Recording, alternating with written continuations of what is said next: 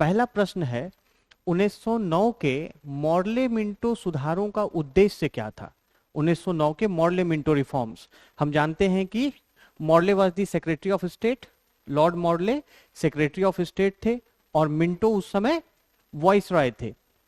ठीक है, भारत में वॉइसरॉय थे। तो मॉर्ले मिंटो सुधारों का उद्देश्य आपको विशेषकर जो भारतीय Vidhan Parishad, Indian legislative council और प्रांतीय परिषदों में आपको प्रातिनिधिक एवं निर्वाचित सदस्यों का समावेशन करना था। प्रातिनिधिक मतलब उसे और रिप्रेजेंटेटिव बनाना था। उसके पहले जो परिषद होते थे उसमें सदस्यों को नामित किया जाता था, नॉमिनेट किया जाता था। तो ये प्रयास किया गया भारतीय जो राष्ट्रवादी नेता थे उनकी मांगों के बाद, कांग्रेस की मांगों के बाद, कि इसमें निर्वाचन के भी तत्व को शामिल किया जाना चाहिए, मतलब सदस्यों को इलेक्ट करके यानी निर्वाचित करके भी परिषद में सम्मिलित करना चाहिए। तो इसका प्रमुख उद्देश्य क्या था कि जो भारतीय एवं प्रांतीय परिषद, भारतीय एवं प्रांतीय परिषद में प्रातिनिधिक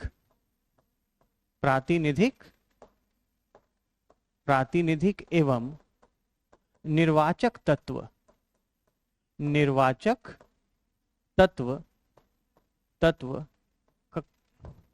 का समावेश करना। तो इसका क्या प्रथम उद्देश्य था? भारतीय एवं प्रांतीय परिषदों में प्रातिनिधिक एवं निर्वाचक तत्व का समावेश करना। पहली बात तो ये। दूसरी बात ये थी उसमें जो उद्देश्य था कि परिषदों के कार्य का भी विस्तार करना। जैसे अगर आप देखेंगे मॉर्ले मिंटो रिफॉर्म्स में, तो उस समय तक यानी मॉर्ले मिंटो रिफॉर्म से पहले परिषदों को यह शक्ति प्राप्त नहीं थी कि वो परिषद में संकल्प जारी कर सरकार की किसी नीति को प्रभावित कर सकें। परंतु मॉर्ले मिंटो रिफॉर्म में जब इसको रिप्रेजेंटेटिव बनाया गया, प्रातिनिधिक बनाने का प्रयास किया गया, तो परिषदों को यह शक्ति दी गई कि वो बजट पर या लोकहित के अन्य किसी मुद्दे पर चाहे तो फिर संकल्प पारित करके रेजोल्यूशन लाकर सरकार की नीतियों को प्रभावित भी कर सकते हैं। तो परिषदों के कार्य का विस्तार करना। और क्या उद्देश्य था? परिषदों के कार्य का विस्तार करना था। और क्या प्रमुख उद्देश्य था? आप जानते हैं कि 1906 में मुस्लिम लीग की स्थापना हुई थी। 1905 में स्वदेशी मूवमेंट हुआ था, बंगाल का विभाजन हुआ था। मॉर्ले मिंटो रिफॉर्म 1909 में उसी अंग्रेजी हुकूमत के भारत को सांप्रदायिक आधार पर तोड़ देने के प्रयासों के आलोक में भी देखा जाता है। तो उस समय मॉर्ले मिंटो रिफॉर्म के जरिए पहली बार भारत में क्या किया गया कि मुसलमानों के लिए सेपरेट इलेक्टोरेट यानी पृथक निर्वाचक मंडल, पृथक प्रतिनिधित्व के अवधारणा को शामिल किया गया, उसे लागू किया गया। सेपरेट इलेक्टोरेट्स, पृथक निर्वाचक मंडल या पृथक प्रतिनिधित्व, यह मुस्लिमों के लिए लागू कर दिया गया। तो इसका एक उद्देश्य में आप ये भी लिख सकते हैं कि मुसलमानों के लिए पृथक प्रतिनिधित्व लागू करना। तो इसका उद्देश्य, प्रमुख उद्देश्य इसी प्रकार था। अब आप अगर शब्दों की बात करें तो हमें 20 शब्द में अपनी बात को पूरी करनी है। यह प्रश्न आसान भले होते हैं, सरल भले ही होते हैं, परंतु यहाँ पर उत्तर को 20 शब्दों में समेट देना एक चुनौतीपूर्ण कार्य है। आपको इसीलिए अपनी बात को इतने प्रिसाइज तरीके से, इतने सटीक तरीके से मुख्य बिंदुओं को उल्लेखित करते हुए लिखना है, ताकि 20 शब्द में जो उसके प्रमुख जो उसकी बातें हैं वो पूरी हो जाएं। तो हमने देखिए कितने में लिख लिया, 1 2 3 4 5 6 7 8 9 10 11 12 13 14 15 16 17 18 19 20 21 22 23 24 25। ठीक है, 20 शब्दों में लिखना है तो मान के चलिए कि आप 2-4 शब्द आगे पीछे उसकी छूट होती ही है। तो इसी प्रकार से आपको उसमें जो प्रमुख बात है उसी को शामिल करना है। मॉर्ले मिंटो रिफॉर्म के संबंध में अगर हम बात करें तो हम जानते हैं कि भारतीय विधान परिषद और प्रांतीय परिषद दोनों में जो निर्वाचित गैर सरकारी सदस्य थे उनकी संख्या में वृद्धि भी हुई थी, और जो प्रांतीय परिषद थे उसमें तो वृद्धि इतनी हुई थी कि जो शासकीय बहुमत था, ऑफिशियल मेजॉरिटी, वो समाप्त हो गया था। हालांकि केंद्रीय विधान परिषद में, इंडियन लेजिस्लेटिव काउंसिल में जो शासकीय बहुमत था वो अभी भी बना हुआ था, और प्रांतीय परिषदों में वो समाप्त कर दिया गया था मॉर्लेमेंटो रिफॉर्म्स के द्वारा। इनके कार्यों के विस्तार की हमने बात की, तो जो प्रमुख बातें हैं उसको आपको 20 शब्द में समेट देना ही इस खंड में आपको अधिक अंक सुनिश्चित करेगा। इस बात को आपको समझना है, ठीक है। तो ये पहले प्रश्न के संदर्भ में हो गया। दूसरा प्रश्न है पंचायतों का कार्यकाल। पंचायतों का कार्यकाल स्ट्रेट फॉरवर्ड क्वेश्चन है। इसको हम किस प्रकार से लिखेंगे, देखिए 20 शब्दों में लिखना है। तो पंचायतों का कार्यकाल, तो हम पॉलिटी के क्वेश्चंस में जहां पर भी संभव हो अनुच्छेद का उल्लेख अवश्य करें। अनुच्छेद का उल्लेख करने से आपकी बात ज्यादा पुष्ट होती है, ज्यादा प्रामाणिक हो जाती है। तो पंचायतों का कार्यकाल हम जानते हैं कि 5 वर्षों का होता है।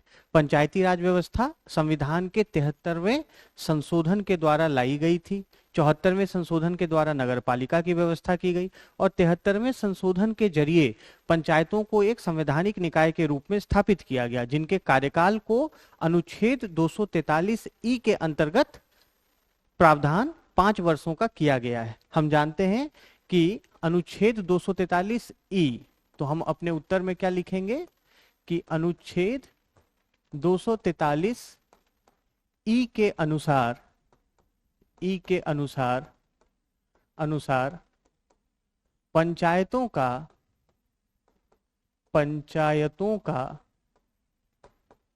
5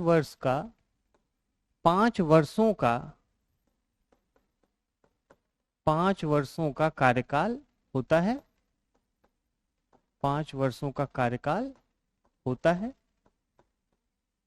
अच्छा, अब जो दूसरी प्रमुख बात इसमें यह है कि यदि किसी पंचायत को 5 वर्ष की अवधि पूरा होने से पहले ही विघटित कर दिया गया, विघटित करने का भी जो संबंधित प्रावधान है वो अनुच्छेद 243 में दिए गए हैं। तो अगर 5 वर्षों की अवधि से पहले किसी पंचायत को विघटित कर दिया जाता है, यानी डिसॉल्व कर दिया जाता है, तो उसके लिए प्रावधान है कि वहां पर 6 महीने के अंदर चुनाव यानी निर्वाचन कराने होंगे।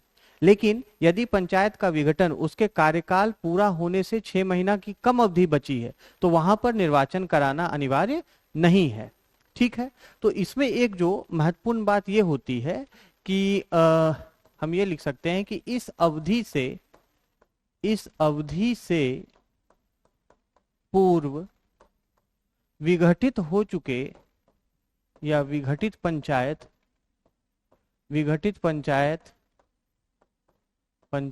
को पुनर्गठित होने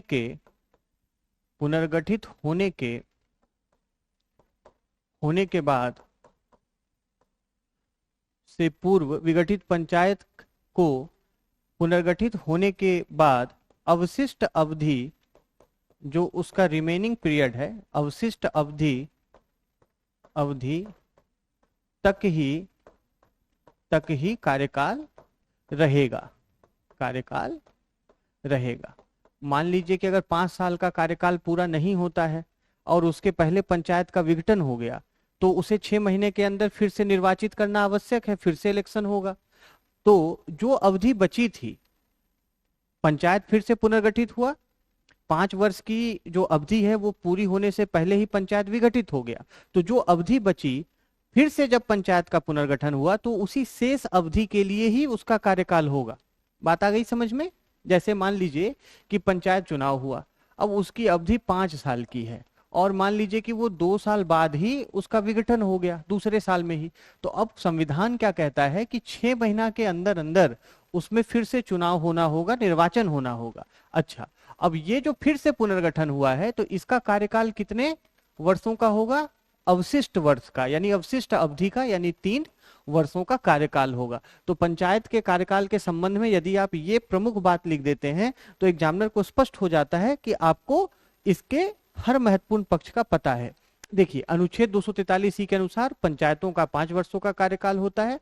इस अवधि से पूर्व विगठित पंचायत को पुनर्गठित होने के बाद अवशिष्ट अवधि तक ही कार्यकाल रहेगा। अब हम गिनते हैं शब्द सीमा कितनी है, तो 1 2 3 4 5 6 7 8 9 10 11 12 13 14 15 16 17 18 19 20 21 22 23 24 25 26 27 28 29। तो इस बार हमने थोड़ी शब्द सीमा लांग दी है। मान के चलिए इसमें से 2 4 5 शब्दों को आपको हटाना हो तो 20 से 25 शब्दों में अपने उत्तर को पूरा करने का प्रयास कीजिए।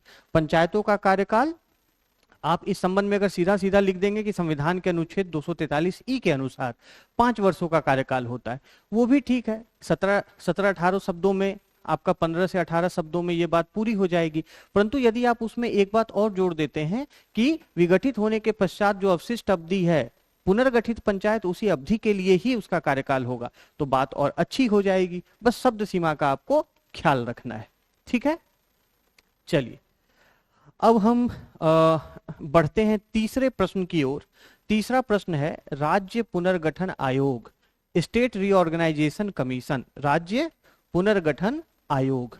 अब इसमें जो प्रमुख बातें हैं उसको आपको उल्लेख करना है। राज्य पुनर्गठन आयोग, स्टेट रीऑर्गेनाइजेशन कमीशन, ये कब स्थापित किया गया था? हम जानते हैं कि राज्य पुनर्गठन आयोग की स्थापना 1953 में हुई थी, 1953 में। किनकी अध्यक्षता में हुई थी? न्यायमूर्ति फजल अली की अध्यक्षता में एक 3 सदस्यीय राज्य पुनर्गठन आयोग की स्थापना केंद्र सरकार के द्वारा की गई थी। उसका उद्देश्य क्या था? उसका उद्देश्य था कि राज्यों के पुनर्गठन के लिए आधारों का परीक्षण करना कि किन आधार पर राज्यों का पुनर्गठन किया जाए। हम जानते हैं कि उस समय जो दौर था वो भारतीय राजनीति में, विशेषकर जब 1953 में आंध्र राज्य की मांग को सरकार के द्वारा मान लिया गया था, तो देश के अलग अलग हिस्सों से भाषाई राज्यों की मांग बढ़ने लगी थी। लिंग्विस्टिक स्टेट्स को लेकर देश भर में प्रदर्शन चल रहे थे, कहीं कहीं पर उग्र प्रदर्शन भी चल रहे थे। तो उसी मामले की जांच के लिए सरकार ने राज्य पुनर्गठन आयोग की स्थापना की थी न्यायमूर्ति फजल अली की अध्यक्षता में, और 3 सदस्यीय यह आयोग था जिसमें कि 2 अन्य सदस्य हृदयनाथ कुंजरू थे और के एम पानिक्कर थे। ठीक है, तो 1953 में आयोग की स्थापना की गई और आयोग ने जाकर 30 दिसंबर 1955 को अपनी रिपोर्ट सरकार को सौंप दी। सरकार को रिपोर्ट सौंप दी और सरकार को जो रिपोर्ट सौंपी तो उसने कुछ आधार बताए राज्यों के पुनर्गठन करने के और अपनी संस्तुतियां दी, अपने रिकमेंडेशंस दिए। तो उसने क्या कहा? आयोग ने कहा कि भाई राज्यों का पुनर्गठन किन आधारों पर होना चाहिए? तो राष्ट्रीय एकता के आधार पर होना चाहिए। नेशनल यूनिटी से हम कॉम्प्रोमाइज नहीं कर सकते। और क्या बात है उसमें? तो उसमें प्रशासनिक एवं वित्तीय व्यवहार्यता को ध्यान में रखना होगा, आर्थिक विकास को आपको ध्यान में रखना होगा, अल्पसंख्यक हितों की रक्षा को ध्यान में रखना होगा और भाषा को भी एक आधार माना। तो उनकी जो संस्तुतियां थी उसमें कुछ सुधार के साथ सरकार ने उनकी संस्तुतियों को माना। और उसके बाद 1956 में राज्य पुनर्गठन अधिनियम, स्टेट रीऑर्गेनाइजेशन एक्ट आपको संसद के द्वारा पारित किया गया। और फिर उसके तत्पश्चात क्या हुआ कि 14 राज्य और 6 केंद्र शासित प्रदेश बनाए गए। तो इस प्रकार से राज्य पुनर्गठन की ये एक शॉर्ट में आपको चर्चा है। परंतु 20 शब्दों में लिखना है तो हम क्या लिखेंगे कि 1953 में न्यायमूर्ति फजल अली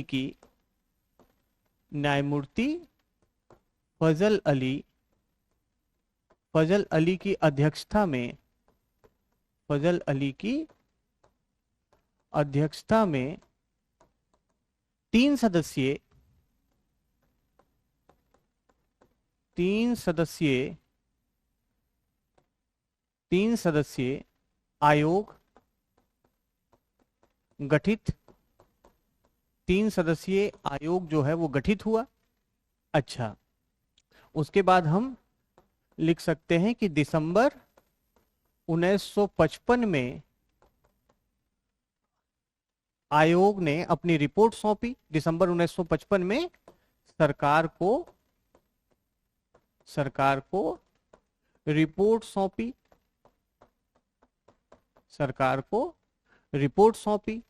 अच्छा, उसके बाद हम लिख सकते हैं कि इसकी संस्तुतियों को, इसकी संस्तुतियों को कुछ सुधारों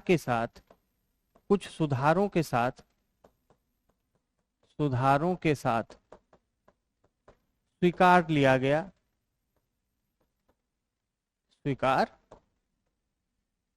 कुछ सुधारों के साथ स्वीकार लिया गया। ठीक है, अब देखिए कितना शब्द हुआ है, 1 2 3 4 5 6 7 8 9 10 11 12 13 14 15 16 17 18 19 20 21 22 23 24 25 26 27 28 29। फिर हम 29 शब्दों पर आ गए हैं। तो कुछ इसमें आपको काट छांट की आवश्यकता है, जैसे हम इसमें कुछ शब्दों को हटा सकते हैं। इसकी संस्तुतियों के बजाय संस्तुतियों को कुछ सुधारों के साथ मान लिया गया, स्वीकार लिया गया, है ना। तो इसमें आपको इसी तरीके से कम शब्दों में अपनी बात को लिखना है। प्रयास कीजिए कि 25 शब्दों में आपकी बात यहां पर समाप्त हो जानी चाहिए। लेकिन जो प्रमुख उस प्रश्न के संबंध में जो प्रमुख जो बातें हैं उनको आपको जरूर उल्लेख करना है, भले ही उसको आपको कम से कम शब्दों में लिखने का अभ्यास निरंतर करते रहना है।